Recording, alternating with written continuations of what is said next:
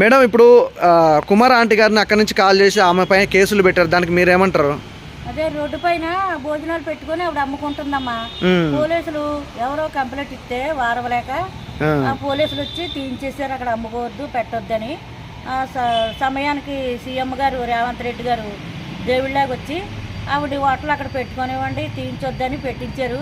ఆడవాళ్ళకి బాగా సాయం చేస్తున్నారు, పథకాలని బస్సు ఫ్రీ అని అన్నీ చేశారు.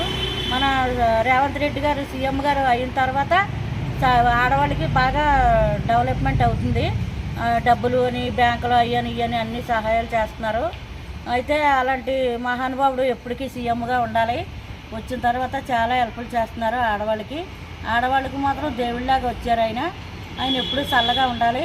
దేవుడు మహానుభావుడు, మీరు ఎప్పుడు చల్లగా ఉండాలి సార్ సీఎం గారు రేవంత్ రెడ్డి గారు. మేము దేవుడు చల్లగా చూడాలి.